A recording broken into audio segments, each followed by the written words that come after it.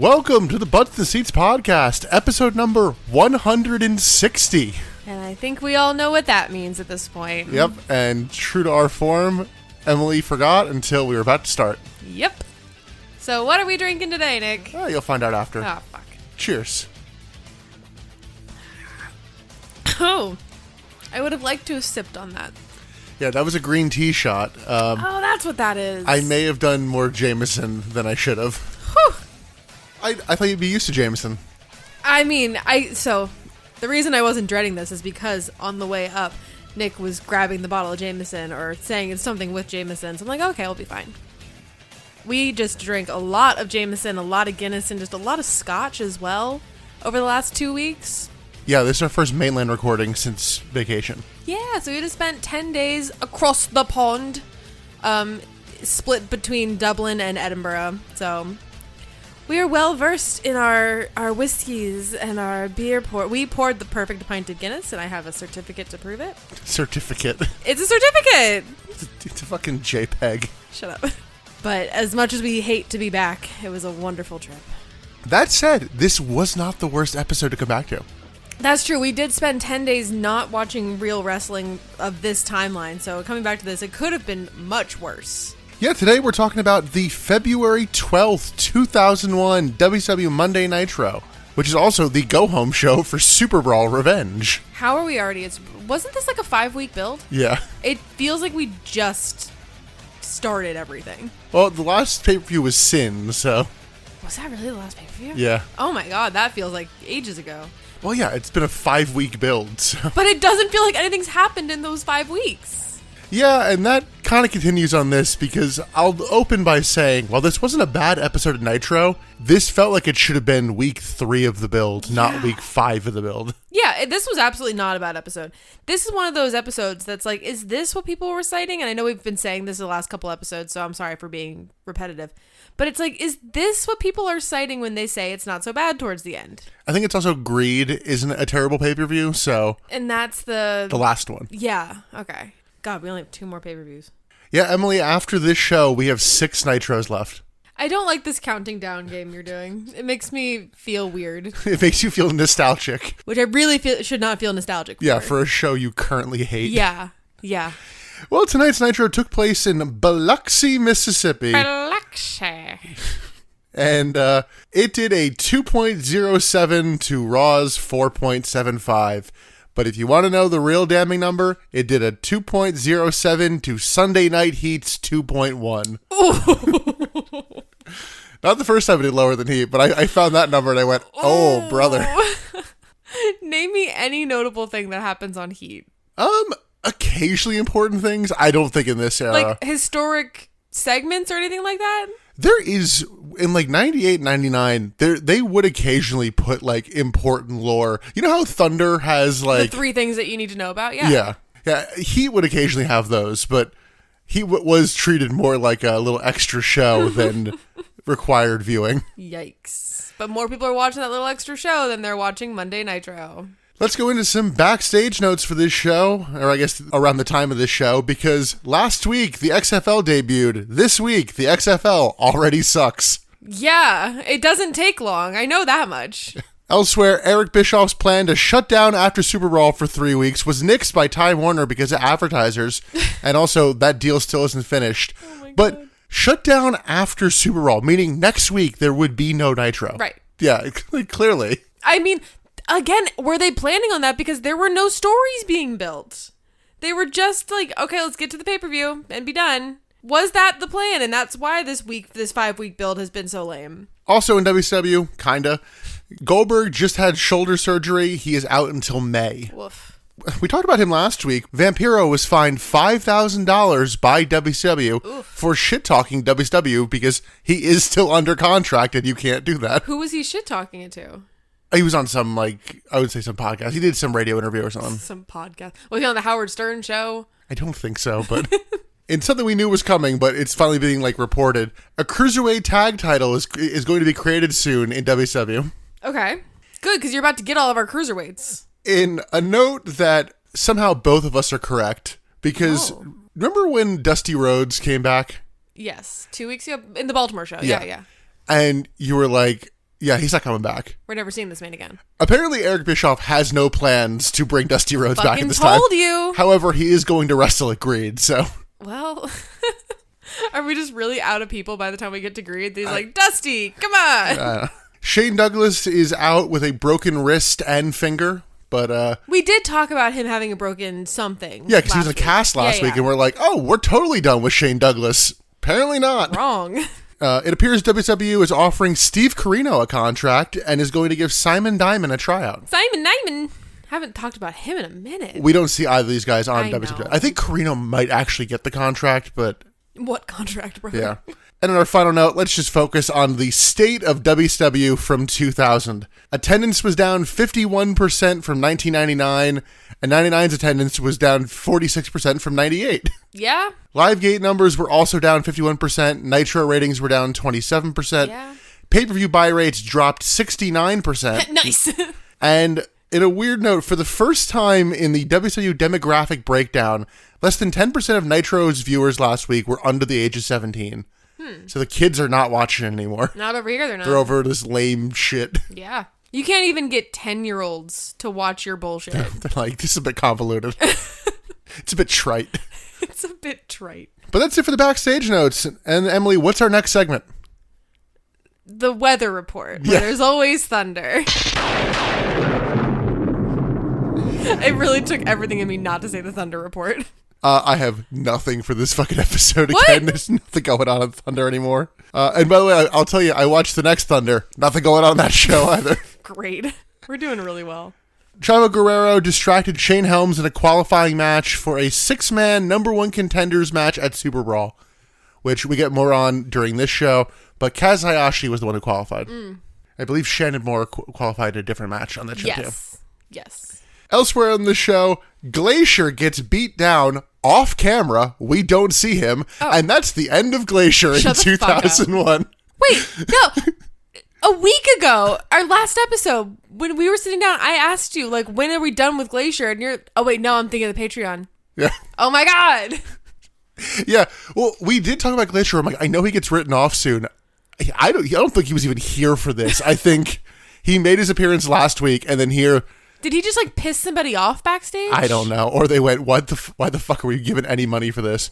But Sean O'Hare and Chuck Palumbo go to beat him down because one of them has a match with Norman Smiley and they don't want him helping him. Okay. And they beat him down in like 3 seconds and they come out and they go, oh man, that was really easy. And one of them goes, I kept stepping on his cape. It's like, he doesn't wear a cape. He's never worn a cape. That said, you want to do an in memoriam for Glacier? No. I would love to know how much money they spent on the A Storm is Coming or like whatever the marketing was for this. Blood Runs Cold. Blood Runs Cold. I would love to know how much they spent on that versus like how much his I contract think they was. just versus how much reused they all the lost. shit from 97. They spent so much time. Like, they pushed this guy so hard to do fuck all. Well, I mean, admittedly, Tony Schiavone was openly being like, we're bringing this fucking guy back. I mean, but that opened it up for them to do like a 7 thing. I keep referencing 7, I know, but he came out and immediately shat on his gimmick. That allowed Glacier to come in and be like, I'm not doing this shit. My name is Steve. I don't know. What is Glacier's real name? I don't remember. I'm gonna find out. In a promo segment, Ric Flair refers to his group as the Magnificent Seven for the first time, I believe. He It's does mention still it on this bad. show as well, but... Yeah. And my final note of Thunder. Rey Mysterio gets dominated by the Wall in his match until Hugh Morris interferes and just gifts him the win because cruiserweights aren't real wrestlers and they need their buddy's help to win. They're making Rey Mysterio out to not be a real wrestler. Yeah. I hate it all. He also I hate gets pinned by the everything. Wall on the next Thunder. Glacier's real name is Raymond Lloyd. I think I knew that, actually. Lloyd. So yeah, that was Thunder. Wow. I have 4 notes, and that's the important things. Imagine what I didn't tell you about. Yikes. It just... I always kind of wonder, in 2026, when will Rey Mysterio finally retire? He's been in this business for so fucking long. But he's also been eating shit for so long at the beginning here that he know what he deserves. He can be in for as long as the hell he wants. Ain't nobody gonna force him out. He will stay as long as he wants. Yeah, unfortunately, we get no Ray on this episode. Ugh. This week, and you'll see as we go through it, it's another one of these weeks where it's like, why does it feel like half the roster's not here? Like, you have a pay-per-view coming up, and I think we do effectively touch on all the matches upcoming, but man, does it feel like they are just spinning their wheels. Yeah, it does. And like this whole build has really felt like spinning your wheels. But let's get into that main show, and we go right into it because we start in the middle of a match. Again. Like, oh, okay. I hate this. We start in the middle of Dustin Rhodes versus Rick Steiner, and my first note was, why is Dustin wrestling? He doesn't work here. Great question. He then hits a bionic elbow in a very bland singlet. It's just black with DR on the back. Yeah, although he looked trim. Did you think like he looks pretty fit to me? I mean, you're able to see a lot in the singlet he's in. I wasn't looking at the prominent boner. We're talking about a boner. It's just like, you see it all. I don't think it helped that while we were gone, I was listening to, and you listened to a bit of it with me, a bit of the New Generation Project podcast, and we're listening to a bit of them talking about Goldust's cock. Yeah, why? Because it was prominent in the match. Like, Dustin, you need to get better gear. Wear a cup or fucking boxers or something. You need to wear underwear, my guy. Oh my god. The two trade punches until Dustin hits a jumping clothesline. Then Ric Flair, Animal, and Mike Sanders come out to the stage, and mirroring my first note, Ric Flair notes Dustin doesn't work here anymore and stops the match. He then tells security to escort Dustin out, and Rick hits Dustin from behind. And around here, Emily didn't notice it, but I did. One camera has different settings than all the other cameras. They sorted out eventually in this show, but it was very jarring for me. Yeah, I really didn't notice the color it. temperature's totally fucking different. It's like a different frame rate. I'm like, what the fuck? But security takes Dustin away, and the heels get in the ring as Rick says he has all the power, and the Magnificent Seven rule the world. Sure they do. I really don't like the name Magnificent Seven. It sounds like a superhero conglomerate or something. But like I know that maybe that's what they're going for. Do you not, Emily? This is fully ripping off a movie. It's an old Western. Oh yeah, I'm sorry. I'm well versed in my Westerns. Okay, it's 100% ripping off a Western movie. I'm not versed in Westerns. I can't tell you one Western I like that's not the one with Gene Wilder. Blazing Saddles. Yeah, that one's great. So then we get Ernest the Cat Miller's theme hitting, That'll and help. out come the Cat and Miss Jones. Sure. The Cat says he reinstated Dustin because he's the commissioner, and he's going to reinstate his foot in Flair's ass. Okay, that was a good line, but I am so fucking over the commissionership debate and arguments. I don't care. Because the thing is, neither of these guys actually has any real power. This is all just pretend power. I don't give a fuck what you call yourself. You're not the commissioner. There's some guy in an office backstage that is the commissioner or what have the booker. Like, it's not you, dude. Shut the fuck up. We've been doing this same story for, I want to say a year. So probably like 4 months in reality. No, it's been a while because I'm so fucking tired of it. like at the end of, I'm thinking because I'm like, wasn't Piper commissioner when Russo was the powers that be? Yes. And that was late 99. So we've been doing, the word commissioner meant nothing to me before this podcast. I've never heard nor cared about the word commissioner. Now I know far too many people who have said that word, and one of them is me. I've said it far too many times. yeah, I think they also realized they were overusing president before, and then they went, we gotta change it. All right, they're not that like high up. I think when they made Sting WCW president, they went, When that feels was like Sting president? he won a match and immediately handed it off to like Eric Bischoff. But God, that happened. Eric Okay. Bischoff was a face at the time. What the fuck are we watching? That was, And that was when it was good. by the way, just for like time scale of like how long ago some of that was, from where we are now to the start of the podcast is roughly the same time difference that we are in current time to WrestleMania 40. No. Yeah. 2 years and some change. Wait, that's not real. WrestleMania 40 like just happened. Yeah. What do you mean? Yeah. Fuck. I thought, well, also in reality, the time frame that we've watched, if that is true, is shorter than the amount of time we have lived in this house. Yeah. And I feel like we just moved in. Back to the segment. Flair then books the Cat versus Lance Storm for the commissionership, and Mike Sanders is going to be the guest ref. Mike Sanders conveniently has a referee shirt under his button down, which I want to talk about the logistics of that. So you were wearing that shirt but you suddenly came out to break up this match that you weren't aware of, hoping the cat was going to interrupt you when you stopped the match you didn't know you had, and the cat was going to overstep, so then Ric Flair was going to make the match, and you were in the ref. Uh-huh. Yeah. That's so convoluted that is exactly what they wanted to happen. That is exactly correct. Ric Flair then keeps saying, "That's it," to wrap up the promo and cue the music, but then just keeps talking, and the cat says he has 3 minutes to get ready, and does tell his goons, "Don't attack the cat, like, we got this." But he just keeps going, "That's it! That's it!" Yeah. Like, just waiting for fucking 2001 to hit. Again, it's like, they don't know. I don't blame whoever's on the switchboard for the music, because Ric Flair just keeps fucking talking in all of his, historic segments. Like, he just keeps talking. So you don't want to be the one to cut off Ric Flair. But you don't have, he should, again, in a production world, you should have a phrase that when you say it, that is the end of when I speak, and now you play the music. But maybe they do, and he's just talking past it.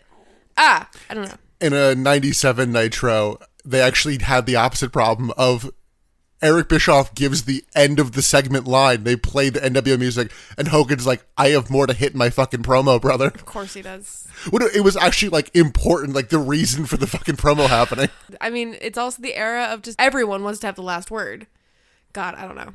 We then get Tony Schiavone and Scott Hudson checking in with the strange camera and talk about what just happened as the cat cuts a promo to the arena in the background that you could hear is happening in the arena, but we don't hear the audio for on, through the actual broadcast. Oh, I missed that. Yeah, I couldn't he's hear that. fully talking to the crowd. Oh my God. Back from commercial, we get a terrible Burger King tagline.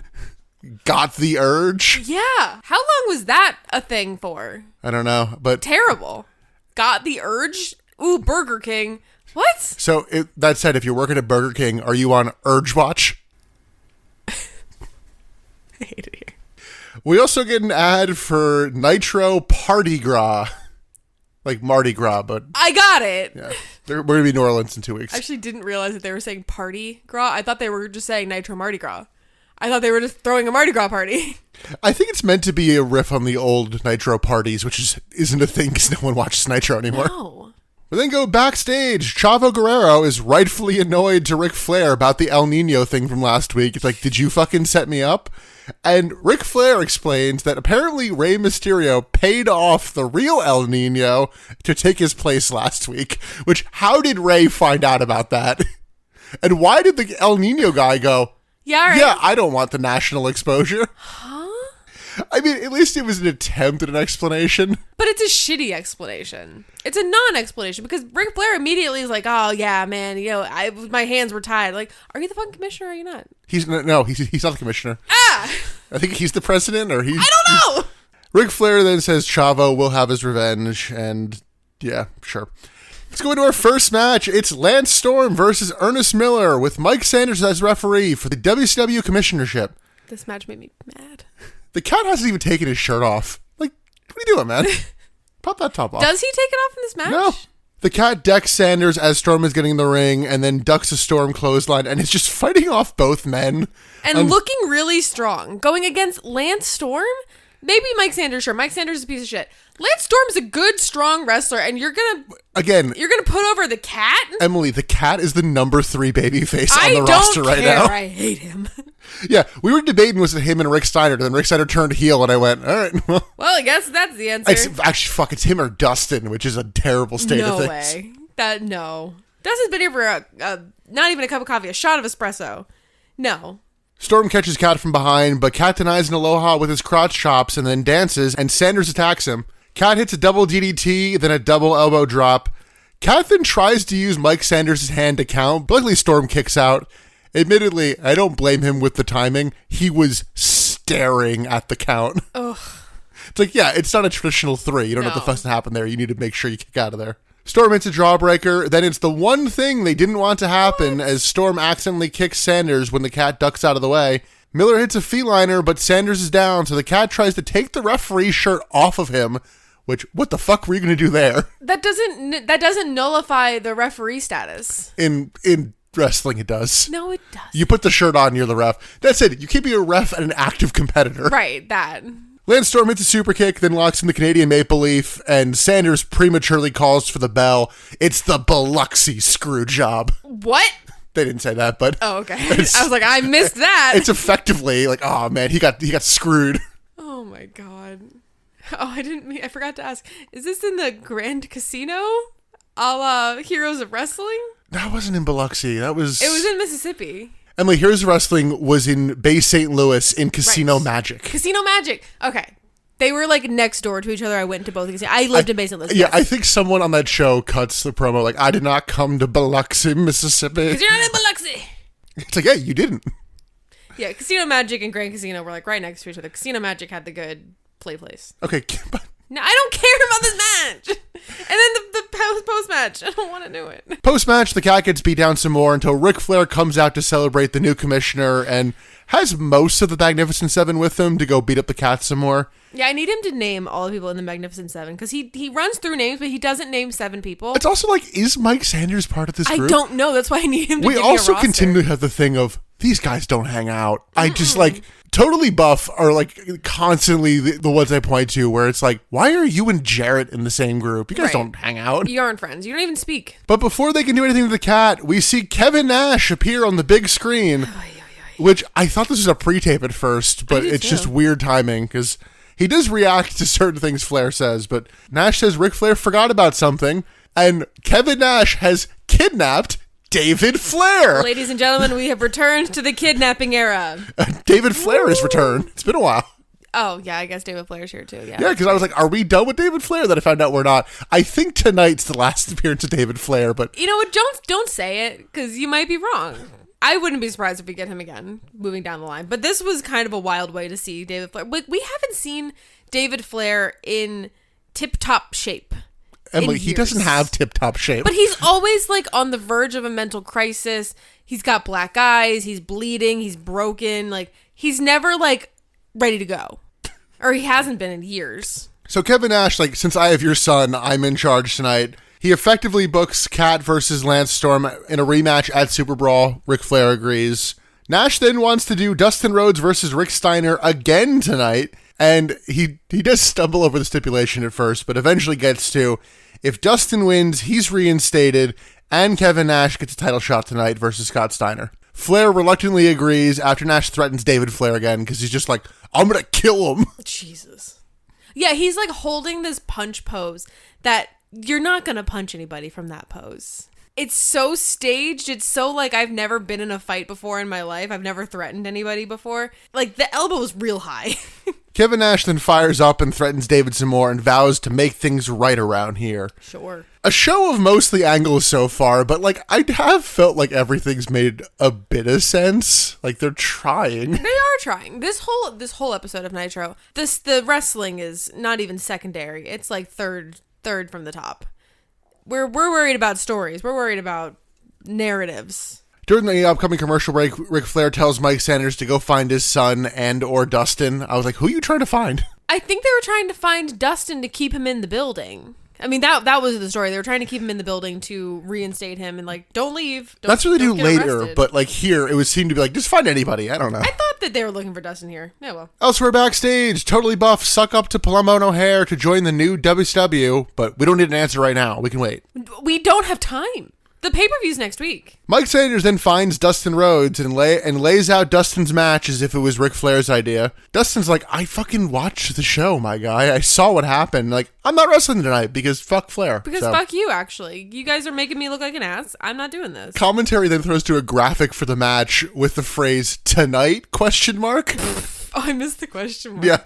I was like, Jesus. Then we go to match number... Yeah, just match number 2, right? Yeah, no, match 3, because we started one in progress. Yes. It is Lash LaRue versus Yang. And what I wrote is, I assume it's a qualifying match. There's no other reason for it. Well, they eventually say it is. Yeah. I forgot that Lash LaRue was still here. Yeah. What do you mean? He's been around. With the MIA. But then the MIA disbanded, and then we didn't know what to do with any of those guys. Yeah. I haven't seen anybody else from the MIA, really. I mean, Hugh Morris, but like, other than that. They've all been on Thunder. Yeah. Yeah, and he's back to being Lash here. Yes, he's definitely Lash. Lash is confused by the flailing kicks of Yang at the start. Yang hits an enziguri, and both men crash to the floor on a crossbody. Yang hits chops, but Lash comes back with a back suplex. Lash hits a shake, rattle, and rule. Nope. Yang stops it with a poke to the eye. Yang slips on trying to walk up Lash in the corner, then throws Lash to the floor, and they have a little more miscommunication on the vault to the floor.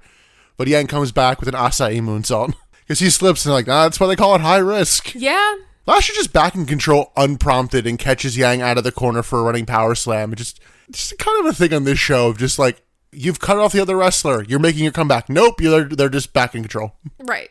I want to go back to the comment you made about, oh, well, it's high risk. The whole time this match was going, commentary was just absolutely glazing the cruiserweight division. Just complimenting them of like, oh, they're doing all these high risk moves and putting their bodies on the line for us, like really making them out to be, this wonderful division. You wouldn't know that from how things have been going for the cruiserweights the last few weeks. Like, they've been kind of booked as a joke. Does Tony Schiavone feel bad? I mean, maybe, but I know you're going to say, like, oh, it's the company that's talking badly about or not giving a fuck about them or whatever, and it's not commentary. But commentary's the one saying it. So... I mean, they're also going to start doing the tag titles, so I wonder, are they trying to, like, rehab the group? I fucking hope so. They need to hire some people. Because the fact they go from you're getting squashed by Scott Steiner to all of a sudden there's a 6-man match at the pay-per-view. It's like, it's very confusing. That's the thing. They've been in these squash matches. They've been buried by these random guys for the last 2 weeks. It doesn't feel like they give a fuck about this division. Yeah, but I mean, they're about to do tag titles for it, so they're going to have to do that. I know they do hire more people. They have to. There's like 3 people. We do get AJ Styles and Air Paris debuting on Thunder after this. Good. I mean, we need fucking cruiserweights, but they let go of all the fucking luchas, so I know Kid nobody. Romeo comes back. I don't even know who that is. I don't blame you. Back to the match. Lash goes up top and misses a frog splash, and Yang hits a head scissor, then a second, sending Lash to the floor. Lash comes back in with a slingshot clothesline. His commentary notes there's a 10-minute time limit. And I was like, huh. Oh, I missed the time limit. Well, it doesn't really come up, but I was just, I got a little Chekhov's gun from last week, it felt like. Wow. Lash hits a power slam, then a knee lift. Some more miscommunication causes Lash just hit right hands before a snap suplex. Yang pops out of the corner with a tornado DDT. Then Lash hits a running dropkick and a pump handle power bomb. Then it's Whiplash 2000, which commentary doesn't really call, but Yang kicks out. Yang locks into small package, but Lash kicks out and then hits hard strikes. Lash then hits a pseudo stunner, which sends Yang into the corner. Yang hits a pop-up moonsault press in the corner, which results mostly in him just kicking Lash in the face. Oh, yeah. Yang then hits a forward roll slam, then a Yang time, which I don't know what happened on this, but Lash LaRue moves mid-dive, which makes everything look more awkward when he lands, but still an impressive dive. And Yang time gets Yang the win. We didn't really allow you to say it, but the amount that you just spoke, they gave this match a lot of time. It went 9 minutes. That's why I was looking at like the 10-minute thing. I was like, how close do they get? Like, they go 9 minutes. Close, I guess. Yeah, every match tonight actually gets a good amount of time. It's time. And is that because they're out of programming ideas or the matches deserved it? Why not both? Porque no las dos. This match was a bit clunky in a few parts, but I think they overcame it. Oh, I really liked this. I did too. This was a very pleasant surprise to me. I think there just were a few spots where it was like, oh, what happened there? But then they do something cool and they go, oh, we'll move it on.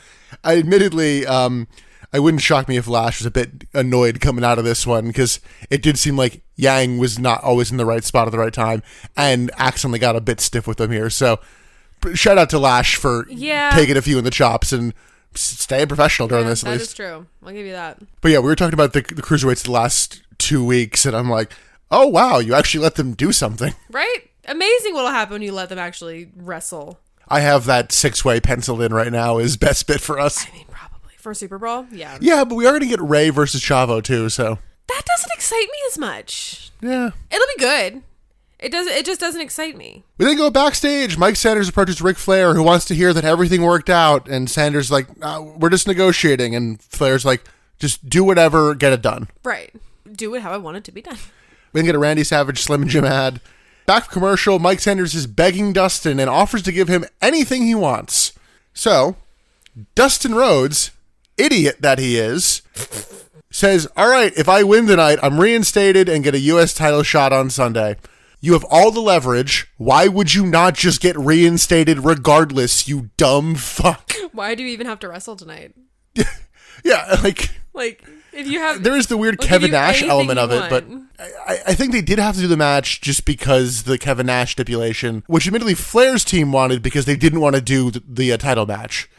But the fact that you kept the stipulation of I have to win or I can't work here. Yeah. Like, it's the way you bet. Hey, I'm smarter than Dustin. Because if Dustin loses his match, he is just shit out of luck. Yeah, nothing changes. And he had all the leverage here. It's exactly what they said anyway. Like, the only thing he got out of the negotiation was he gets a U.S. title match on Sunday. I mean, if you just waited a minute, they probably would have given it to you anyway. There's nobody fucking here. Why didn't he make the match tonight a U.S. title match? That too. That also could have. Yep. Jesus Christ, Dustin. Like, admittedly, I didn't have a worse bit penciled in for this show. The more I'm thinking about the logic of this fucking segment, this might be the worst bit. This is not the worst bit. Okay. I don't have a worst bit. This is not the worst bit. It's the worst bit for you because you are just a stickler for logic like that. It's just another case of baby faces looking really stupid. Nick's not good at chilling out. We then get Mean Gene with Sean Stasiak and Mark Jindrak, but really just Sean Stasiak. Gene says jealousy tore the Thrillers apart, but Stasiak corrects him and says it was stupidity. Stupidity from Palumbo and O'Hare. Ugh. Those dumb fucks and or something. Maybe it's him using the phrase monkey crap and then immediately removing his glasses when I'm like, did you just watch a Rock promo before this? This did give Rock promo. He also was then seemingly reading cue cards off like the fucking ceiling at one point. Where were these cue cards? He was looking into the studio light basically. Yeah, and he does his usual, Gene, one more thing. Don't worry about it. I don't understand that. Like, no. Listen, we talked about bad catchphrases, and this is not the worst, but this is up there with the bads. What does that mean? I'll tell you what it means. I'm more worried about it. The more you say, don't worry about it. Gene then hypes up Palumbo versus Stasiak for later tonight. Then elsewhere backstage, we see DDP consoling the cat, who's just down in the dumps. And it's like, no, Nash has you sorted. You're going to be fine for Sunday. And then DDP starts talking about Jarrett and Canyon. And Kat's like, what's going to happen with Jarrett? Oh, I'm going to take him to Bangtown. Again, we're talking about bad catchphrases. They don't have a fun line for Canyon, though. He's not going to Bangtown. Yeah, because we respect him. But slightly more on DDP, Canyon, and Jarrett later. Slightly. Ever so slightly. Then we see Animal is choking Mike Sanders backstage as Flair wants to hear that it's done. Sanders like, yeah, it's done. I'm like, you couldn't ask him that before you started lift choking him? Yeah, literally, it's just like palm, like one hand up against the wall. Again, this is a whole fucking cartoon. This whole show's a cartoon. Ric Flair then tells Animal to basically keep an eye on the Dustin-Rick Steiner match. Okay. Commentary then throws to a video package about the Steiner brothers. I'm like, not really sure why. And then I realize, I think this is just to maybe explain why Rick Steiner turned heel last week. Don't forget, they're brothers. Because there really was not an explanation. It was just like, yep, brothers. They're brothers. Family. Blood is thicker than water. They've feuded for a while, but sure. Brothers. But speaking of Rick Steiner, let's go to his match. It's Rick Steiner versus Dustin Rhodes, where if Dustin wins, he is reinstated, gets a U.S. title shot, and Kevin Nash gets a world title shot later tonight. If he loses, none of that happens. Okay. Well, no, does Nash still get the world title shot if Dustin not loses? Tonight. He still has one for fucking Sunday. Okay. That's not changing. Then Dustin Rhodes comes out in entrance gear that he takes off before he's even like down the ramp. And I'm like, why'd you even wear it? What was the point? I didn't even notice what he was wearing. What was he wearing? Assless chaps is one of them, but I think just like some sort of like vest and like a hat and just like, well, you took everything off. Yeah, like, what was the point? But maybe it was to take it off the pants that made me note, Jesus, Dustin's penis. You're so focused on his penis, babe. Genuinely, I didn't see it. It's pride, bitch. I really didn't notice it. Maybe it's because it's a black singlet. It's not as obvious. Fair. If it was a lighter color, it was really just like, sometimes you get a side angle and you're like, whoa. What you got going on down there, Dustin? Hey-yo. The two trade punches until a jumping clothesline and a shake rattle and thrusting roll. Which I'm like, yeah. Rick then pushes the ref into Dustin to sneak in a low blow.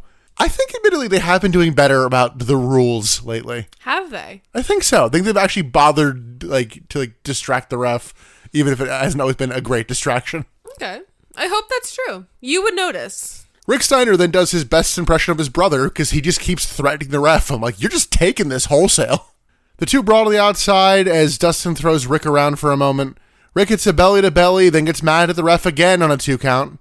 Rick then just no-sells kicks to beat Dustin down in the corner, and he appears to have caught Dustin in the nose at one point because Dustin is bleeding. Yeah, I was wondering if that was just, where that came from, because he's like Rick being stiff. His nose apart is the move.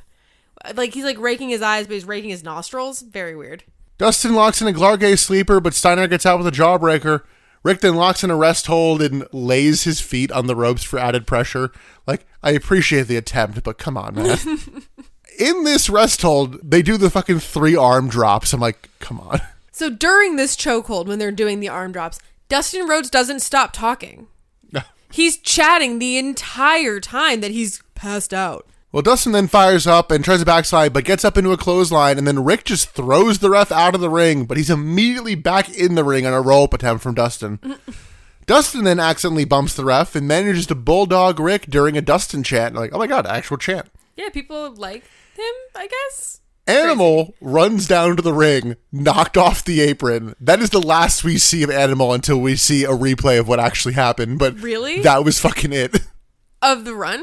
Oh, I guess of the run-in. I guess we see him post-match, but... I thought you were saying of his character. No, sorry. Just, like, he was the insurance policy, and he seemingly was taken out with incredible ease. Yeah. He ran out and just got bopped off. That was the word I used. Like, he was barely even a fly. We do later see what actually happened with him, but the animal distraction is enough for Rick to hit a belly-to-belly. Then we get Shane Douglas suddenly running out, and I think they cut to a wide shot a little too early because we just see him waiting on the apron for Rick Steiner to back up. Shane Douglas hits Steiner with his cast. Dustin hits a DDT for the win. And my first note was, oh god, is this meant to be a Shane Douglas face turn? I think so. That's the vibe I got. It won't matter. I keep saying I don't think we're going to see him again, but he's hurt. You keep saying that. That's what I'm saying. Just don't say it. In a replay, we do see Shane Douglas hit Animal with his cast on the way down, too. Okay. Further, but like, he was still knocked off the apron with incredible ease. Bopped off the apron. I did laugh a little too hard at Dustin is having his hand raised up the ramp, and they're walking towards the screen. The referee is watching the interference finish, and it's just fine with it. No, you're forgetting. The referees cannot see the screen. They're blind to the screen. They do a procedure. Until there's a surgery. Until like the 5 times in wrestling history that they're like, nope, we're using replay. It's like, it doesn't happen often, but occasionally it's like, what the fuck? No, refs are blind to the screen. They can't see it. They've gotten that piece of their retina taken out surgically prior to being able to work for the company. Post-match, you don't know that. Post-match, the heels beat down Douglas until Dustin comes in to save him, but then Dustin's just fought off. Like, yeah, what are you gonna do, man? You're a little late. The heels Pillmanize the other wrist of Shane Douglas, which I'm like, that has to be him written off now. It's like, you have no arms. How's he gonna wank? Ew. Thoughts on this match? And I guess maybe a bit of the post-match, if your thoughts there. I don't even know if I have any thoughts on this match. It was slow. It was like, I don't know. Yeah, like, it was fine. It was a decent match. I think part of the problem was the finish was so clearly never in doubt that Dustin was going to win, because what else were you going to do with all these people? Yeah, honestly, that. Like, if you had another match, you could maybe be like, oh, maybe that'll be the main event. But, like, there's nothing advertised the rest of the show. Admittedly, didn't expect Shane Douglas, and I do kind of wonder if he could have pulled off the face turn, but I don't think we'll find out. Was he ever a face in ECW or anything like that? Or he's always been a heel? He's definitely been a face at points. I think he was a face with the Revolution for a little bit before they turned heel. But no, this match was fine. The ending was so convoluted and weird, and kind of buried Animal a little bit. But well, that's nothing new. No, I know. Animal, but when they're reinstating the fact that he's the insurance policy, like, they keep saying that over again. The only thing Animal has done that's been productive has been squash Rey Mysterio and Billy Kidman. Outside of that, he's been a joke in every fucking segment. But I also don't call that productive, because I don't like you burying my boys. I know, but I'm saying in terms of looking good as a character, Fair. The first thing he did was attack a man with a broken leg. Like, oh, you look real tough. His leg out of his leg, Nick. We then see backstage, Scott Steiner is mad about wrestling Nash tonight, and they see Nash on their monitor, and Kevin Nash just mumbles, but I think he kind of said like, all right, well, I'm going to keep the kid just in case. Yeah, that makes sense in context, but I couldn't hear a word he said. Yeah. Our next match, it's another Cruiserweight Contender qualifier. It's Elix Skipper versus Billy Kidman. Hell yeah. Well, I want to say hell yeah, but Elix Skipper does not do it for me usually. So maybe not hell yeah. But Ray and Kidman just generally being back in the Cruiserweight division where I'm like, well, you're not doing anything else with them. Like, but this is where they belong. Yeah, like them being elevated, in quotes, felt like more of a downgrade because it seemed like you were like the bottom of the barrel of whatever weird, unexistent mid-card you have right now as opposed to being the top of the undercard. Right. I think that's the difference. Like, they were trying to push them too high above they were the lowest of their tier that they were pushed into, or they could be the highest of the tier they belong in. It is wild to think in the past calendar year, Billy Kidman had a multi-pay-per-view feud with Hulk Hogan. That's crazy. And how fucking distant and nothing that feels for him. It feels so long ago. Elix Skipper has a mic and tries to get a little heat pre-match. Minus using the phrase dumb Americans, there was not a lot of Team Canada vibe to this. No, I feel like we're kind of abandoning Team Canada. Skipper attacks Kidman to start, but Kidman comes back with a corkscrew elbow and a drop kick. Kidman hits a sliding bulldog to the outside in a fun little spot. That was cool. We never see that. Then it's a slingshot leg drop coming back in. Skipper hits a snap German suplex, then a sliding forearm. Skipper chokes Kidman on the ropes during a USA chant.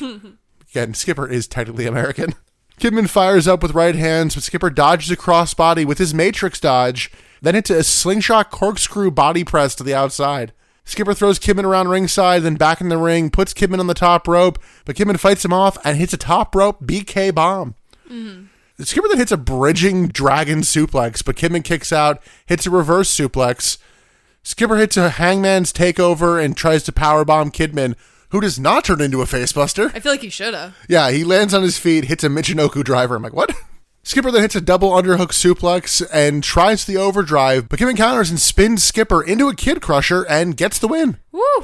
So Kidman will also be in the 6-man Cruiserweight #1 contenders match. I think it would have been crazy if Elix Skipper had beaten him here and taken that spot from him. I think that would have been crazy. Yeah, I feel like it would have been an interference finish. Yeah. But Kidman's not feuding with anybody. Elix Skipper was showing more fire in this match than I think I've ever seen from him. I was actually impressed by him in this. Yeah, this match was smoother than the Yang Lash match. Yeah. But I don't think it hit the highs that the Lash Yang match No, I did. agree. It definitely missed something. But I was just impressed with the fact that I was impressed by Elix Skipper. He can go. It's just they keep putting him in spots recently that it's like designed to not get him over. Yeah. Yeah, and this was like another 6-minute match. I'm like, all right, you gave them some time. I mean, 6-minute match is not a ton of time, but it's some. It's enough to get some story through. I do wonder if they're going to do anything with the fact that Ray is challenging for the Cruiserweight title and his buddy Kidman to the #1 contenders match. I think that would be a really compelling story, and because of that, it's not happening. Yeah. I do know we get more of Ray and Kidman tagging in the last few weeks. So. I hope so. Again, they're the only guys that we got. Backstage, Mean Gene is with Hugh Morris, and Gene tells Hugh he has a match come Sunday with The Wall. Morris then says this isn't about any of the MIA stuff. It has to do with Hugh Morris and The Wall, and Morris pitches him and Ray versus Chavo and The Wall for Thunder. Why? Which part? Because you being like, hey, you know the whole thing our feud is based off? Forget about all that. Oh, I saw that. Bam, they non-factor. I saw that more as like, don't talk to me about MIA. MIA is gone. We are not MIA anymore. That's not a factor in any of this anymore. So I did recently learn, apparently Hugh Morris refused to sign autographs as Hugh G. Rection. I believe he signed them as Hugh Morris. He hated the gimmick, apparently. Yeah, I'm sure he did. It was a really dumb gimmick. No, that tag match they made on Thunder. Why? Because you need something. And like Ray's not on this fucking show, so give Ray something to do, I guess. Just build towards the pay-per-view. Like, okay. Elsewhere backstage, Scott Steiner is looking for Nash and attacks a crew member who has no info for him. Like, in his office, Ric Flair is on the phone with his wife who's mad at him. Yeah, he like name drops her too. She's like, Beth, I've got it under control. Commentary then throws to a package going over the history of DDP and Canyon because it was all over 6 months ago. I mean. And Emily, did you know that the Jersey Triad only had 2 people in it? That's crazy. We get one shot of Bam Bam in this. How dare you? How dare you defame the Jersey Boys like that? It was actually a decent package and a good catch up for like, hey, here's everything that's been going on. You just really need to like ignore the fact that it was all so long ago and both men disappeared for months. Yeah. I mean, if you just watched that package, you would think that was all like last couple weeks. So let's go into our second to last match of the night, wildly. Jeez. It is Sean Stasiak versus Chuck Palumbo. The Thrillers explode. And Sean Stasiak came out and I'm like, oh yeah, you have your knockoff Mr. Perfect music. That's a fucking holdover. Okay. Something about him felt wrong, so maybe that's what I was sensing. Stasiak slaps Palumbo to start, and the two trade strikes. Palumbo hits a back body drop, then clotheslines Stasiak to the floor. Stasiak drops Palumbo on the ropes as Scott Hudson claims Chuck Palumbo has the best right hands in the business. Yeah, what? I was going to ask you about that, because what the fuck do you mean? Well, I just think about like Mark Madden fucking glazing Chuck Palumbo. I'm like, why is everyone so high on him? Maybe that's the question we should be asking. Palumbo hits a fallaway slam, but then is put down with the pole of the hair. Stasiak hits a sloppy gut-wrench powerbomb, then brings Palumbo over to the corner. Stasiak hits a jumping elbow, then hits mounted punches and chokes Palumbo on the ropes. Stasiak hits a corner clothesline and a bulldog. He follows up with a suplex and a neck breaker. Palumbo just continues to get worked over, including a power slam and a back elbow. Palumbo counters a swing neck breaker and hits an overhead belly-to-belly. He also catches a vault over and turns it into an Alabama slam. Alabama slammer. Palumbo hits an arm breaker, then climbs the top rope and just hits a diving shoulder breaker. And then Chuck Palumbo plays to the crowd. He actually is fucking learning something. Look at that. Like, be a face. Which I noted the other week that I'm like, do they not know how to work his faces? And in my research, I more or less discovered, yeah. Oh, really? So, brief tangent on the WSW Power Plant. Okay. So we watched the OSW review of the Louis Theroux documentary on the Power Plant, which is a lot of watching. The Power Plant was just a do squats and run until you fucking puke kind of training thing. It was not a like great wrestling school. That doesn't surprise me. Yeah, like it was mostly conditioning and like you'd learn how to bump, but like in terms of like telling a story, like it was not an emphasis for them. Mm-mm. So the concept of working as a heel versus a face, I'm like, that may legitimately be like, wait, I don't know how to do that. You just learn it on the job. Yeah. Jeez. I mean, that's what happened with like every other high-end prospects. Like the most successful person to come out of the Power Plant is Goldberg. And yeah, think about it. He just does the one thing. That's true. Yeah, he doesn't really have a dynamic character. I'm not even talking character work. This is just working different styles of matches. That's true. You learn how Goldberg is just a big, strong man. Yeah, you learn how to do the moves. You don't know how to put them together. Yeah, that makes sense. Oh, and apparently Bret Hart claims that the Power Plant is like the core of the reason why he ended up retiring early. Because Goldberg didn't learn properly. Oh, okay. Bret, you gotta let some things go, man. That's it. I just realized Sarge disappeared after Goldberg left. Like he made no attempt at retribution. That is true. He went right back to the Power Plant. He's just training guys. Maybe Sarge is the problem. Maybe we should be blaming Sarge. Yeah, I mean, everything I see with him and about him makes me think that maybe he's not the best guy. Yeah, just seems like you also just don't get it. Again, this doesn't surprise me. I also either learned or was reminded that apparently in the Louis Theroux documentary, Sarge was like, you're not even like throwing up like the right stuff. It's like all water. Where's the chunks? Like, what the fuck?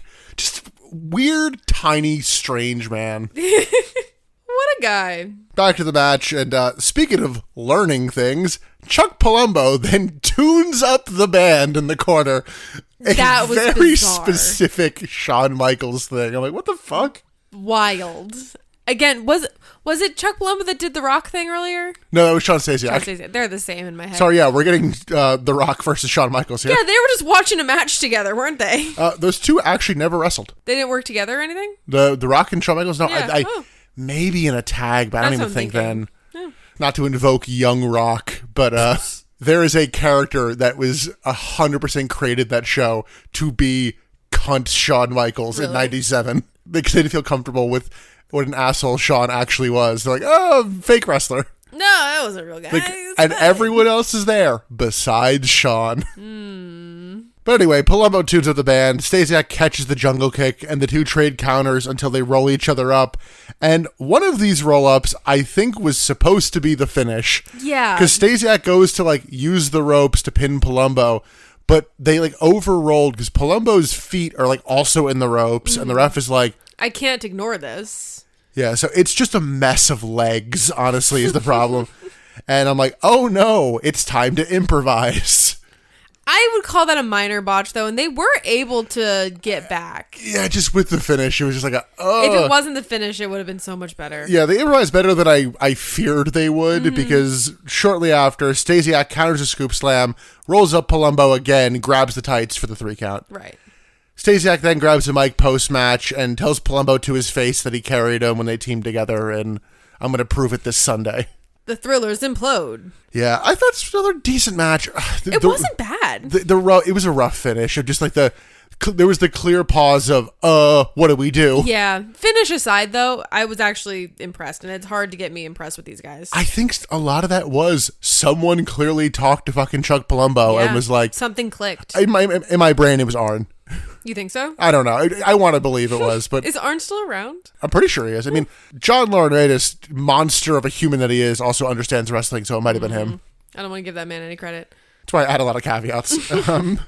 But no, I was weirdly impressed. Stasiak continues to do fucking nothing for me. I know, and that's why I'm saying, like, I don't like these guys. And the one thing with Stasiak is, at the very least, it's not like there's an era where everyone's like, oh man, he's the future. Like you just don't get it. Everyone's kind of gone, yeah. No, we get it. It's just not good.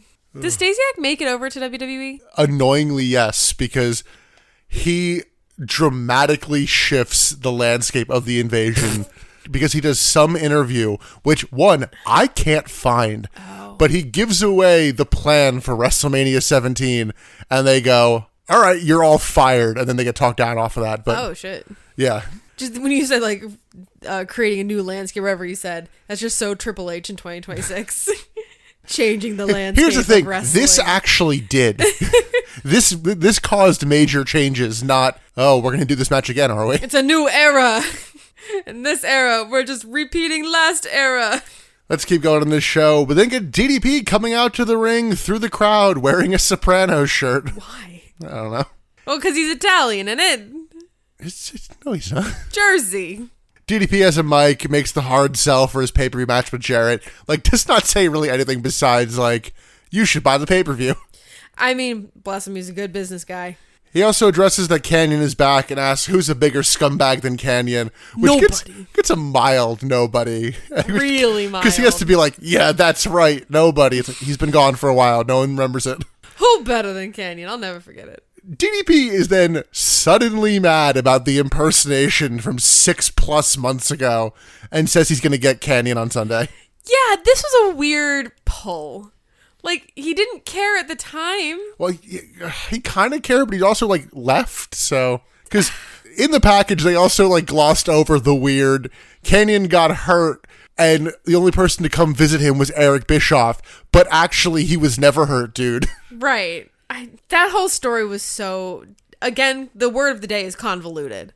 That, like, why are we even bringing it back up? Why are we rehashing those times? Well, then we get Jeff Jarrett coming out, and he tells DDP to stop worrying about Canyon and focus on him, and he's going to guitar all the slap nuts on Sunday. Sure. DDP then says there's nothing stopping them from fighting right now.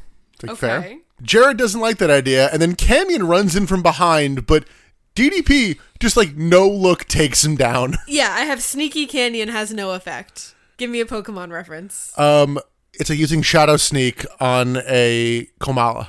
Yep. Kamala, you say? Yeah. Oh, God. Oh, not Kamala. Fuck. Furret. But yeah, Canyon's fought off pretty easily. DDP hits a Diamond Cutter on Canyon. This allows Jarrett to sneak in, hit DDP with a guitar. DDP gets up in half a second. So Jarrett puts him down with a stroke. This was a very just quick and to the point segment. Yeah. Like, I don't even know why you did it, honestly. Yeah, that is the question. I think it's just like, hey, here's Canyon's actual face, because it was pretty obscured last week. Was it obscured? Remember, he came back, and it was just like, we couldn't see him. he was in the crowd, but I thought that, like... Or it was obscured by, like, fans. Oh, okay.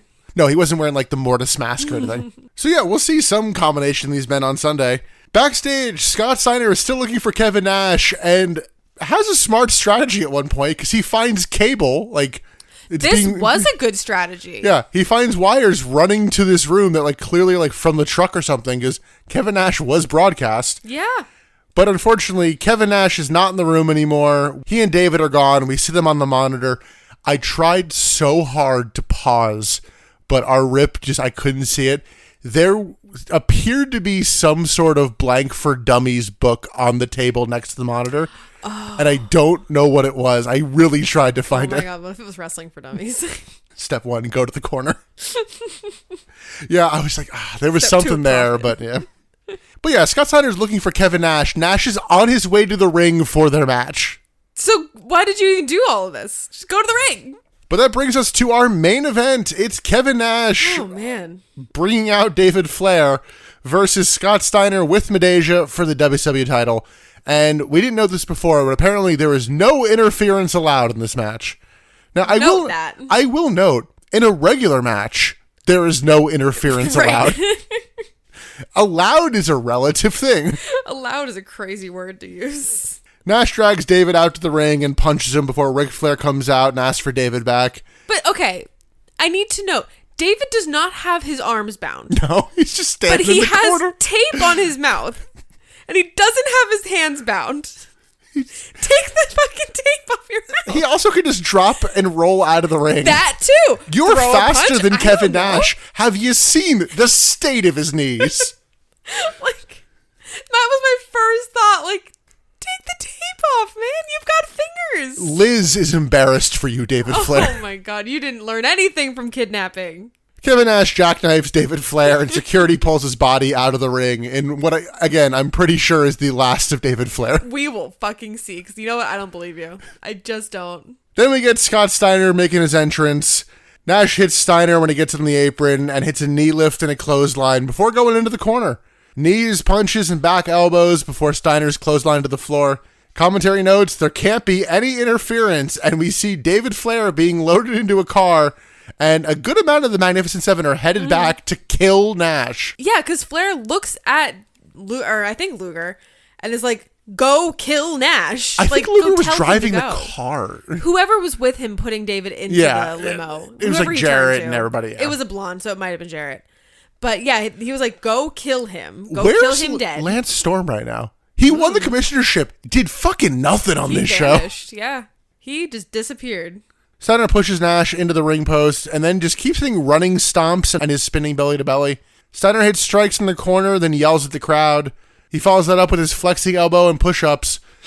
The Magnificent Seven then come out to the stage, but they're cut off by Dustin Rhodes, the Cat, and suddenly on this show, Chronic. Suddenly, they got their payday. Because we see Brian Clark, who is still kayfabe concussed, and then we come back to the ring, come back to the brawl, and I see, I think that's Bryan Adams. Yeah, you recognize that. What would you call that hairstyle? I was going to say mullet, but that's wrong. I don't know. He's like bald in the front, but long hair in the back. I don't know. Nash hits a back suplex and then fires up and hits a sidewalk slam. Okay, I need to say, I know it's not traditional interference. That was a lot of fucking interference. Yeah. That was all of the interference. Well, big boot to Steiner and the big man gets him out. Get him out!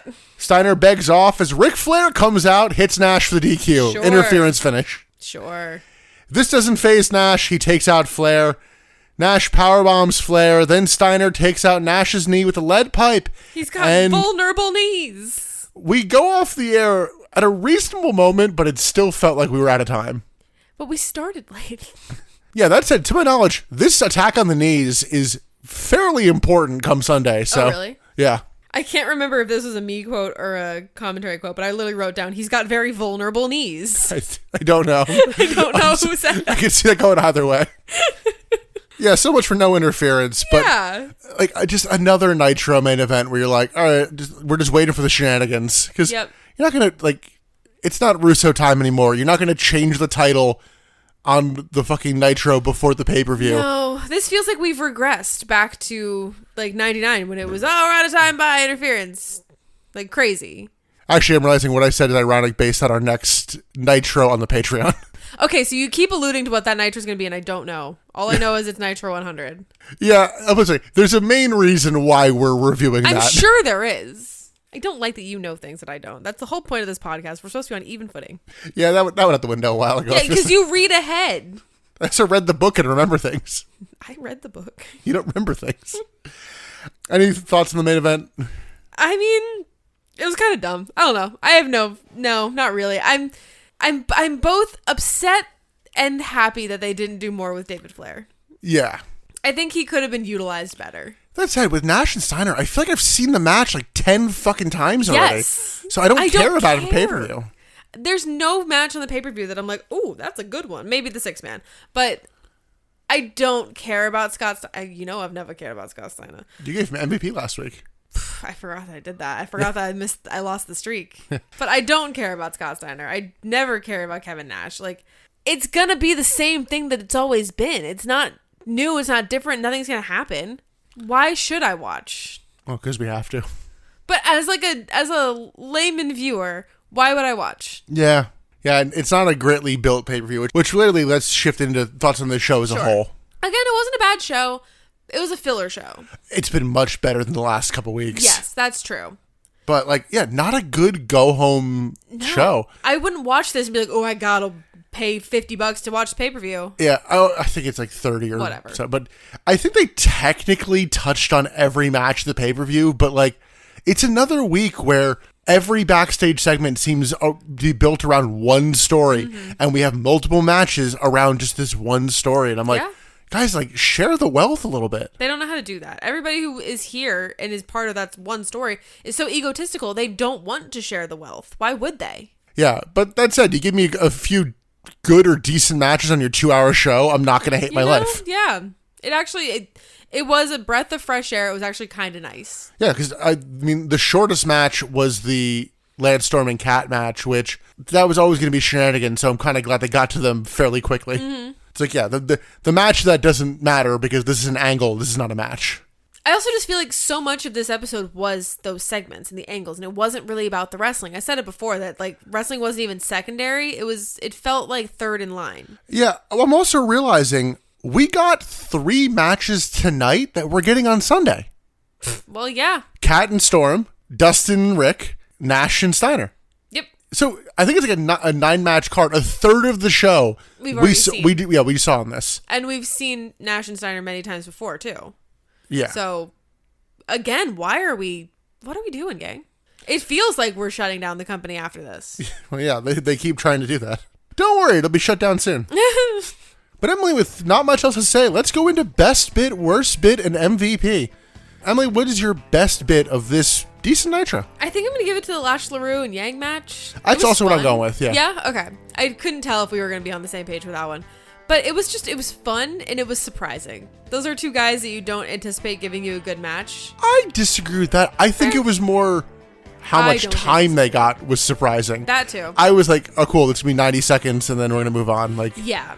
Like, you clerically kind of need to do this, but not even then. Like, you could have just said it is these 6 guys. Yeah, that is true. I say that you don't anticipate it just because I don't look at Lash LaRue and Yang and be like, oh, these 2 are going to give me a banger match. That said, with the exception of Shane Helms, because he was cost his chance into the match on Sunday is just the Young Dragons versus 3 count with Kidman in there as opposed to Shane Helms. Cool. So, we are just doing the same shit again. Emily, what is your worst bit of the show? I had a hard time finding a worst bit, if I'm honest. I know, which is crazy. At this point, yeah, that is crazy. We should be spoiled for choices. But I gave it to just the return of David Flair. He wasn't even bad. But again, why is he here? 2, he's not going to add anything positive. 3, if you're going to bring him back, have him fucking do something. He was useless. We didn't do anything with him. Yeah. If you're going to bring him back, do something with him. Yeah, we did also gloss over the fact that Ric Flair seems to care about his son again, because that seems to flip-flop. Yeah, that does fluctuate. I am admittedly going to go with Dustin's poor negotiating skills, because with the benefit of hindsight, it's like, you made no changes to really anything and that could have been a unique hook, and it just, like, you solved it immediately. Like, now... Unfortunately, you are doing what I do, and you're giving wrestling the benefit of the doubt. But if that's the worst bit of the show, then... That's true. That is true. Yeah, because he also was like, I don't want to do it. I can get one extra thing, I'll do it. You right. And then, Emily, who do you have for your MVP on this show? I really don't have one. I need you to go first. I'm going to give mine to Lash LaRue for putting the good match and getting kicked in the face a good amount during. That was what I had penciled in, but I feel very weird giving MVP to Lash LaRue. Why not? I mean, Chuck Palumbo surprised you. You know what? Yeah, Chuck Palumbo did surprise me. Chuck Palumbo did what I thought was impossible and made me enjoy a Palumbo-Stasiak match. All right, so are you giving it to I will give it to Chuck Palumbo. Are you Columbo? I'm no Columbo, but I am Chuck Palumbo. But with that, that's going to do it for this episode of the Butts and Seats podcast. Next up, SuperBrawl Revenge. We've already done 2 Super Brawls, so if you want to go back and listen to the crazy time jumps of like, what is this company doing? You can in our back catalog, pretty much everywhere podcasts are found. You can also follow us on social media at Butts in the Pod. And then as we do, we mentioned it a couple times already, but our Patreon, patreon.com/Butts in the Seats. $5 a month gets you over 50 bonus episodes. We are still going with the Rise of the NWO. We just did Bash at the Beach 1997. Yeah. So we have done a full year of the NWO, and would you believe it? We are so fucking sick of Hulk Hogan. Uh-huh.